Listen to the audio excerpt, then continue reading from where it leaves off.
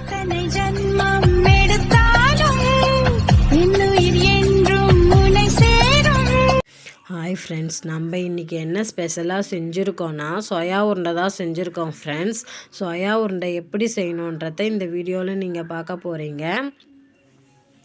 Soya உருண்டைக்கு first சக்கரவள்ளி கிழங்க நல்லா கழுவி வேக வச்சு தோலை நீக்கிட்டு வச்சுக்கணும் ஃப்ரெண்ட்ஸ். அப்புறம் வெல்லத்தை நல்லா தூள் பண்ணி வச்சுக்கணும். ரெண்டுத்தையும் நல்லா கலந்து சக்கரவள்ளி கிழங்கையும் வெல்லத்தையும் நல்லா கலந்து எடுத்து வச்சுக்கணும் ஃப்ரெண்ட்ஸ். மைதா மாவை திக்காக கலந்து வச்சுக்கணும். கடாயை வச்சுட்டு எண்ணெய் ஊற்றி சூடான உடனே கலந்து வச்ச சக்கரவள்ளி கிழங்கு வெல்லத்தையும் போட்டு சேர்த்து வச்சுருக்கிறத உருண்டையாக பிடிச்சி ஒன்றா மைதா மாவில் டிப் பண்ணி போட்டோம்னா நம்மளுடைய சக்கரவள்ளி கிழங்கு போண்டா ரெடி ஆகிடும். நம்ம டேஸ்ட்டாக சாப்பிட்லாம். இதை நம்ம 2 பருப்பில் செய்யலாம், ஒரு கிழங்குல செய்யலாம்.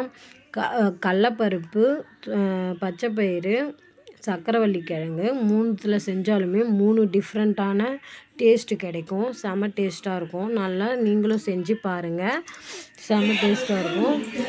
பாய். வேறு ஒரு விலாகில் பார்க்கலாம். பாய்.